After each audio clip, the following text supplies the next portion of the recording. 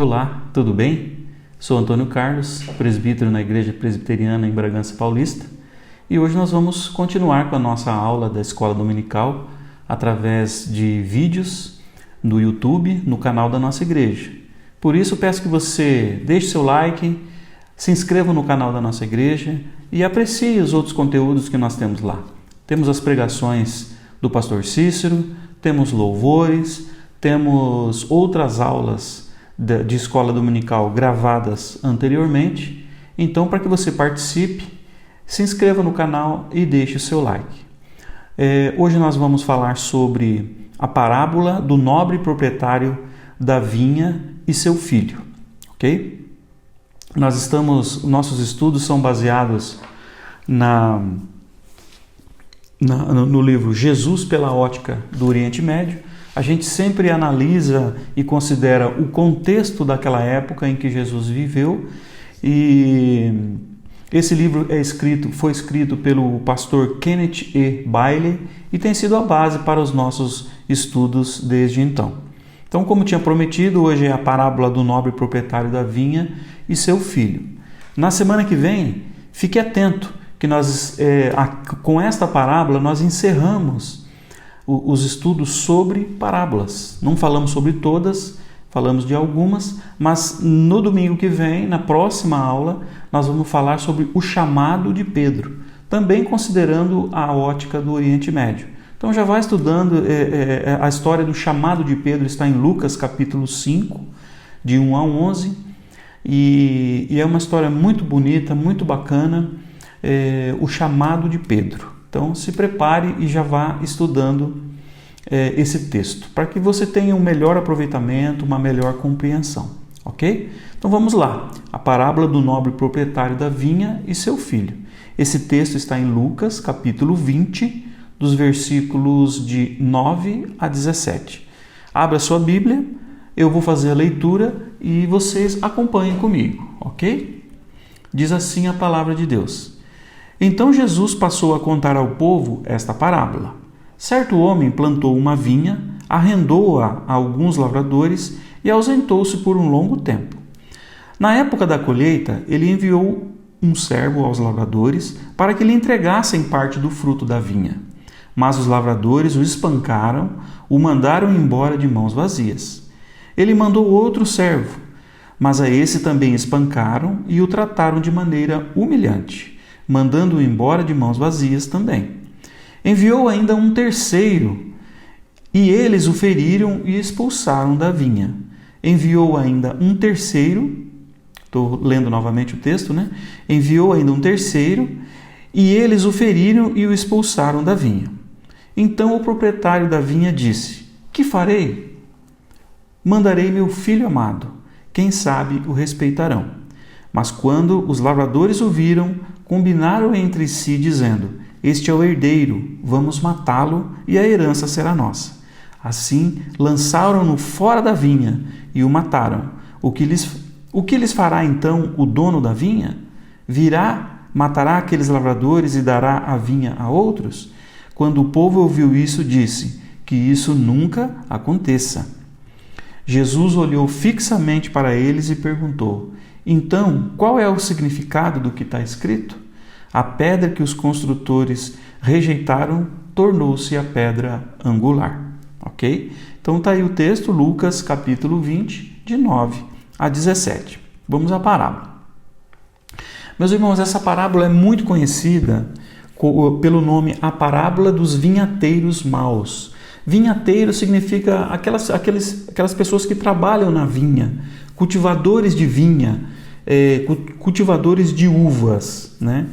Então, é mais conhecido então por A Parábola dos Vinhateiros Maus. Como esse é o nome da parábola, esse título nos induz a achar que os arrendatários são os atores principais da parábola, mas não é a realidade. Na realidade, o proprietário da vinha é que é o herói da história.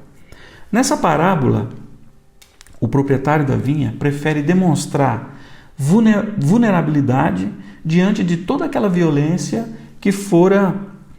com que foram tratados os seus servos.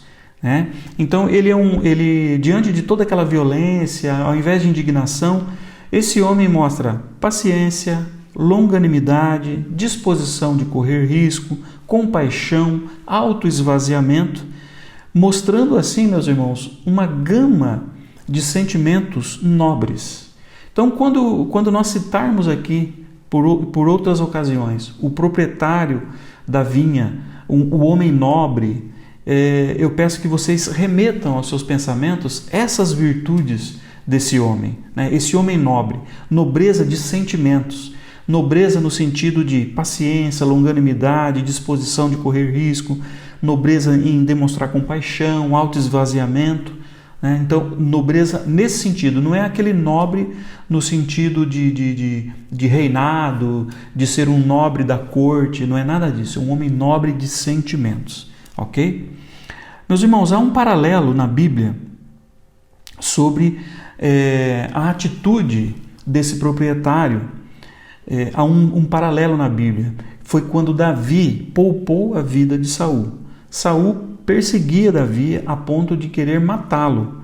E teve uma ocasião em que Saul esteve nas mãos de Davi. Ele estava adormecido e apesar de os companheiros de Davi dizerem para ele: Davi, aproveita essa ocasião e mata Saul, Davi resolve abandonar o seu desejo de vingança, abandonar a sua ira, né, e preservou a vida de Saul. Então, assim, é um paralelo na Bíblia de como Davi também teve esse sentimento de nobreza, porque naquele momento ainda a autoridade de Deus estava sobre a vida de Saul. Então ele abandonou a sua ira, abandonou a sua vingança e preservou a vida de Saul. Muito bem, meus irmãos. O contexto da parábola.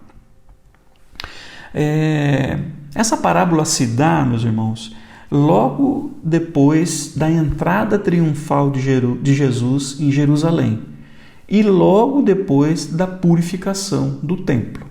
A purificação do templo, meus irmãos, foi algo que as autoridades do templo consideraram gravíssimo, porque Jesus ocupou toda a área do pátio do templo, e diz a palavra de Deus em Marcos capítulo 11, 16, que ele não consentia que ninguém carregasse coisa alguma pelo templo, né? Então o que acontecia, meus irmãos? As pessoas usavam a área do templo como uma via pública. Dá a impressão, assim, eu imagino na minha mente, né, uma via pública cheia de camelôs, cheia de gente fazendo negócio, comprando, vendendo, né? Então Jesus e os seus seguidores bloquearam essa passagem, essa área, derrubaram as mesas dos cambistas, as cadeiras dos comerciantes que estavam ali, dos comerciantes de pombas, né? O texto diz. Expulsou daquela área ali tanto vendedores quanto compradores, expulsou todo mundo. O fato de Jesus não permitir que ninguém carregasse coisa alguma dentro do templo, meus irmãos, significa controlar uma área de mais ou menos 142 mil metros quadrados. Era uma área enorme e eles controlavam essa área, não deixando que nenhum comércio acontecesse, nenhuma coisa que fosse fora do padrão do templo, né? Eles fizeram esse domínio por algumas horas. E depois de algumas horas de ter controlado isso, expulso todos os comerciantes, eles se retiraram amistosamente, por livre e espontânea vontade, deixaram de fazer aquilo. Então Jesus só queria mostrar que ali não era lugar para aquilo, né? E com essas ações, meus irmãos, essas ações de Jesus e seus seguidores foi uma ação muito provocativa com relação às autoridades do templo. E daquele momento em diante, essas autoridades então tentavam matar Jesus, tentavam prender Jesus. Ele só não foi preso nessa ocasião por causa da sua popularidade. A multidão ficava em volta de Jesus, não permitia que ninguém se aproximasse, né?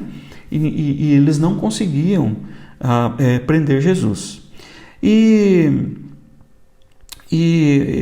é o que aconteceu, meus irmãos. As autoridades, então, chegaram de forma amistosa e pacífica perto de Jesus e questionaram Jesus, ao invés de prendê-lo e matá-lo, eles questionaram a Jesus: com que autoridade você faz isso? Né? E veja que interessante, meus irmãos, Jesus não responde a essa pergunta, mas conta essa parábola que nós estamos tratando agora para as pessoas. Tá? Então, esse é o contexto, isso é o que acontece até culminar em Jesus contando a parábola. Muito bem, vamos à parábola então. Vamos para a cena número 1. Um homem plantou uma vinha, arrendou-a a uns vinhateiros e ausentou-se de um país por muito tempo. Meus irmãos, há um paralelo de uma parábola em Isaías 5, 1 a 6, sobre uma parábola de uma vinha também. Deus planta uma vinha, isso lá em Isaías 5, 1 a 6, Deus planta uma vinha e não mede esforços para que essa vinha produza frutos. Porém, ela só produz uvas bravas, uvas amargas, uvas azedas. E Deus considera essa vinha um fracasso e manda derrubar. Derruba, destrói toda aquela vinha. Né? Então, assim, olha, há um simbolismo entre as duas parábolas que a gente pode comparar. Né? Então, na vinha de Isaías, o problema era a vinha, que só produzia vinhas amargas, vinhas bravas, e a parábola de Jesus, em que é acrescentado a figura do arrendatário, que é uma pessoa que arrenda aquela vinha, mas se recusa a pagar os rendimentos dela. Então, o problema lá em Isaías era a vinha, que produzia uvas bravas, e aqui era o problema do arrendatário, que não pagava os rendimentos daquela vinha. Ok? Na cena número 2, meus irmãos, quando chegou o tempo próprio, mandou um servo aos arrendatários para que lhe dessem parte dos frutos da vinha. Mas os vinhateiros bateram no servo e o mandaram embora de mãos vazias. De novo, enviou-lhe outro servo, mas eles bateram neste também, trataram-no insultuosamente e mandaram embora de mãos vazias. Mandou ainda um terceiro, e a estes eles feriram e o expulsaram. Diz assim a palavra de Deus. Observe, meus irmãos, que há uma progressão na forma de tratamento dos servos pelos vinhateiros, pelos arrendatários. Então, o primeiro é espancado, o segundo ele é espancado e tratado com insultos, o terceiro é ferido e expulso. Então, para cada servo que vinha, eles tratavam de forma mais grave, tratavam de forma pior. Né? Essa cena, meus irmãos, traz na nossa lembrança, o tratamento que foi dado a vários profetas enviados para Israel. Os profetas anteriormente enviados para Israel também foram tratados, espancados, foram tratados com insultos, foram rejeitados, foram feridos, foram expulsos. É disso que Jesus está falando. Tá? Tanto insulto, meus irmãos, tanta violência, o quanto que esse proprietário dessa vinha ainda vai tolerar? Essa é a pergunta que fica na nossa mente. Né? Qual é a reação que se espera dele, né? E o que ele vai decidir fazer? Né? Essa é a grande questão dessa parábola. Então nós vamos para a cena 3, meus irmãos. Disse então o proprietário da vinha: que farei? Parece, abre aspas aqui, meu irmão, parece que ele tem uma ideia, né? Uma iluminação. Vou enviar meu filho amado. Talvez eles se sintam envergonhados diante dele. Meus irmãos, vejam só, o proprietário dessa vinha tem o direito de chamar as autoridades, de pedir que mande um destacamento armado e invada aquela vinha, expulse os arrendatários, prendam aqueles homens malvados e ainda apresente uma queixa perante a justiça contra eles. Né? Mas a pergunta é, o que ele faz com toda essa ira gerada por essa injustiça sofrida por ele e por seus servos? Né? Então, Meus irmãos, eu quero relatar algumas reações. O ponto-chave nessa parábola é a reação do proprietário. Então eu quero comparar com algumas reações que nós encontramos na Bíblia. A primeira reação, meus irmãos, quando Israel estava na mão do Egito e o faraó perguntou para Moisés: quem é o Senhor para que eu dê ouvidos à sua voz? Eu não conheço o Senhor, meta-se com as suas obrigações, diz assim o texto. Então Deus disse, veja a reação de Deus: eu mesmo vou ao Egito. E os seus anjos perguntaram: o Senhor vai a um lugar impuro? A resposta de Deus: sim, para que o meu servo Moisés não seja envergonhado. Essa foi a reação de Deus, meus irmãos. Ele mesmo foi.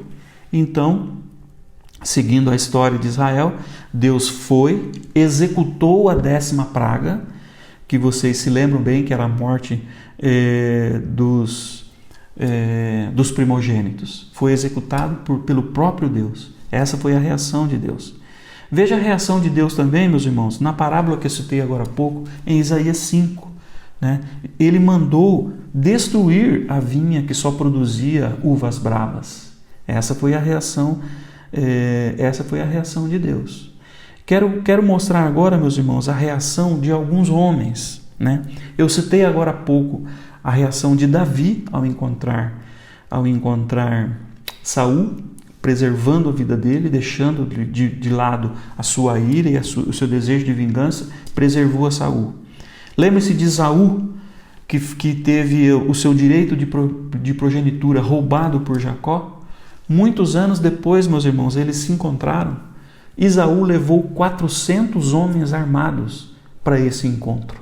Graças a Deus não houve uma guerra ali, mas esse era o espírito,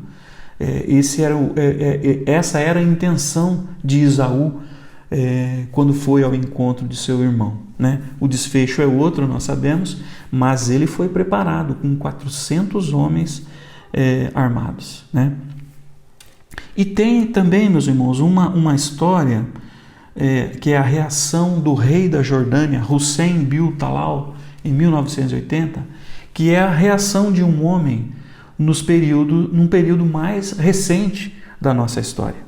Esse rei da Jordânia, Hussein Bil Talal, estava no seu palácio e recebeu a notícia pela sua guarda pessoal de que 75 oficiais seus estavam no quartel planejando uma rebelião contra o rei Hussein. Qual foi a reação desse homem? Ele pegou um helicóptero pequeno, foi do palácio onde ele estava até o quartel somente com o piloto do helicóptero, desceu no teto do quartel, desceu um lance de escadas e entrou na reunião com esses 75 oficiais e pediu a palavra. E disse o seguinte para esses homens: falou assim, meus irmãos, meus oficiais, vejam, se vocês se revoltarem contra mim, se rebelarem contra mim, o exército vai entrar em conflito, porque nem todo mundo do exército era rebelde. Existia a ala fiel do exército. Então, o exército vai entrar em conflito com vocês. Haverá muita morte, muita gente vai morrer, militares, civis. Então, faça o seguinte: eu estou aqui, estou desarmado, tomem a minha vida, me matem e assumam o governo. Assim, somente uma pessoa vai morrer, que sou eu. As outras vidas serão preservadas. Meus irmãos, veja a reação, que reação nobre desse homem. O que aconteceu em seguida, meus irmãos? Aqueles 75 oficiais se calaram, ficaram chocados com a proposta apresentada por aquele rei e perceberam que aquele homem tinha uma visão mais ampla sobre o reinado. Não era uma visão de vingança, de domínio. Era um rei que se preocupava com o bem das pessoas. E um a um foi se ajoelhando aos pés desse homem e pedindo perdão por aqueles atos rebeldes deles. Então, meus irmãos, aqui nós vimos então reação de várias pessoas. E vejam a reação, meus irmãos, do proprietário da vinha, que tinha todo o direito de invadir, de vingança, de justiça. Ele, para nossa surpresa, ele envia o seu próprio filho, o seu filho amado, e ele vai sozinho e desarmado, né? Então, uma reação assim inusitada. A esperança desse proprietário, meus irmãos, é de que aqueles homens percebam a nobreza do seu gesto, aquele voto de confiança que ele está demonstrando, enviando o seu filho. Então ele reage sobre os atos de violência, mandando seu filho desarmado e sozinho, desprotegido, né? Dá a entender, meus irmãos, que ele está querendo dizer o seguinte, olha, que se caso aqueles homens aceitassem a autoridade do seu filho, tudo seria esquecido e tudo seria anistiado. Não haveria vingança nenhuma. Meus irmãos, vejam que esse ato se assemelha muito, é idêntico a quando nós aceitamos a Jesus no nosso coração. Quando nós fazemos isso, meus irmãos, quando nós aceitamos a autoridade do Filho amado, tudo é perdoado, tudo é anistiado e tudo é esquecido, ok? Então, nesta parábola, Jesus está falando de si mesmo, está falando do poder de Jesus, da autoridade de Jesus, que se reconheça a autoridade dele, né? Meus irmãos, esses homens, voltando à parábola, têm a oportunidade de agir da mesma forma que o homem, agir com honradez, com bondade, que era algo que estava morto já dentro do coração daquelas pessoas. Mas mesmo assim, o proprietário da vinha dá essa oportunidade para aqueles arrendatários. Então, meus irmãos, nós percebemos aqui que o proprietário está disposto a correr o risco e ofereceu um caro e diferenciado amor por aqueles homens. A sua atitude, meus irmãos, é surpreendente, é inacreditável, é uma atitude divina, ok? Muito bem, meus irmãos. A fim de reforçar, então, meus irmãos, o que estava acontecendo aqui, olha, alguns dias antes de Jesus contar essa parábola, ele declarou publicamente que a sua identidade messiânica. Ele já tinha declarado, eu sou o Messias, né? No batismo de Jesus e durante no episódio do Monte da Transfiguração, o próprio Deus desceu e disse, este é o meu Filho amado. Vejam, meus irmãos, essa informação já era pública, todos já sabiam, né, que Jesus era o Messias e de que ele era o Filho amado. E ele conta essa parábola para que todo o povo ouvisse então, ok? Muito bem, meus irmãos, a história continua. Diz assim o texto, né, na cena 4. Mas quando os vinhateiros o viram, disseram entre si, este é o herdeiro, vamos matá-lo, para que a herança seja nossa. Então o expulsaram da vinha e o mataram. Meus irmãos, veja que sórdida a atitude deles. Eles arrastaram o filho do proprietário para fora da vinha e mataram ele. Por que eles fizeram isso, meus irmãos? Porque se eles matam o filho dentro da vinha, aquela vinha ficaria contaminada e impura. Consequentemente, ficaria uma vinha sem valor. Vejam que o cuidado de arrastar para fora é para que se mantenha o valor da vinha, ou seja, interesse puramente comercial e material, né? Sobre a frase que eles citam, né, para que a herança seja nossa, trata-se do seguinte, meus irmãos. Naquele tempo, no Oriente Médio, já havia o título de uso capião, que hoje existe no nosso país, por exemplo. Então, olha, toda casa, cisterna, fossas, adegas, pombais, casa de banho, lagares de azeite, campos irrigados, escravos, ou seja, qualquer coisa que produzia lucro constante, é garantido, desde que tenha sido ocupado por 3 anos, desde que tenha sido posse durante 3 anos por alguém e ninguém reclame, a pessoa tinha direito ao título de uso capião daquela propriedade. Então é nisso que eles estão de olho, né? Era isso então, meus irmãos, que ocupava a mente daqueles arrendatários. Vamos manter a posse dessa vinha até completar 3 anos e vamos garantir a propriedade dessa vinha por uso capião, né? Então, vejam, meus irmãos, que esses arrendatários esqueceram o que eles eram.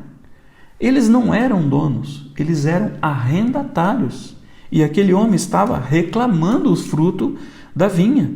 Então, assim, eles deixaram de pensar como arrendatários e já estavam pensando como proprietários, né? Meus irmãos, quando Jesus invade o pátio do templo e interrompe o comércio que lá existia, Jesus também acaba com a fonte de lucro daqueles homens, né? Outra coisa, aqueles homens pensavam que o templo era deles e já não tratava mais como a casa de Deus. Observem o paralelo, meus irmãos, entre os arrendatários da vinha e a postura daqueles homens que faziam comércio no templo. É exatamente a mesma. Eles pensavam exatamente a mesma coisa. Tratavam o templo, que é a casa de Deus, como um lugar de comércio, um lugar onde se vendia, se comprava, se faziam transações comerciais. E quando Jesus interrompe, cessa o lucro deles e eles ficam possessos com Jesus, ficam irados com Jesus, né? E é quando Jesus interrompe, então, espanta todo mundo, expulsa todo mundo e toma conta daquele ambiente. Meus irmãos, as autoridades ficaram muito iradas com Jesus, mas as pessoas que estavam em volta, os cidadãos comuns, que viram tudo aquilo, admiravam Jesus ainda, porque eles sabiam que aquelas palavras duras não eram para eles, e sim para os escribas e fariseus, que tratavam a casa de Deus como um negócio apenas. Tá? Meus irmãos, nessa terra nada é nosso. Nós somos como os vinhateiros ou os arrendatários. Nós somos mordomos. Nós não somos dono de nada. Deus é o dono de tudo. Meus irmãos, e Deus mandou o seu Filho amado. Muitos têm rejeitado, muitos têm insultado, expulso e até matado Jesus dentro dos nossos corações. Meus irmãos, o caro amor de Deus para nós, mandando o seu Filho, o interesse dele é na expiação do nosso pecado. Para nós, meus irmãos, que recebemos a Jesus, para nós basta ter fé, porque o versículo diz: para que todo aquele que nele crê não pereça, mas tenha a vida eterna. Ok? Muito bem, meus irmãos. Essa é a parábola, então, e um resumo para que a gente encerre essa lição de hoje. São encontrados, então, 2 grandes temas nessa parábola: a encarnação e a expiação. Deus enviou o seu Filho amado sozinho na vinha, onde seus servos foram expulsos, humilhados e espancados. A encarnação de Cristo é confirmada e a cruz de Cristo já é antevista nessa parábola, ok? Um segundo item que é tratado na parábola, meus irmãos: a gravidade do pecado não conhece vergonha. Os arrendatários reagem ao caro amor oferecido com o assassinato do Filho amado. E em último lugar, meus irmãos, para encerrar, a pedra rejeitada, que é Jesus, se tornou a pedra angular, que fora confirmada através da sua ressurreição. Então Jesus, que foi a pedra rejeitada, tornou-se a pedra angular da igreja. A pedra principal, onde está todo o fundamento, é em Jesus Cristo. E isso foi confirmado através da sua ressurreição. Ok? Obrigado por sua companhia até aqui. Então, lembrando que com esta parábola nós encerramos o ciclo de parábolas. Na semana que vem, na próxima aula, nós vamos falar sobre o chamado de Pedro, que também considerando a ótica, Jesus pela ótica do Oriente Médio. Participe, leia o texto que está em Lucas 5, Conheça o chamado de Pedro e assim nós vamos aprender um pouco mais na semana que vem. Não se esqueça também de deixar o seu like, compartilhar esse vídeo com pessoas que você conheça, com seus familiares e se inscreva no canal da nossa igreja, ok? Um grande abraço, Deus abençoe, amém.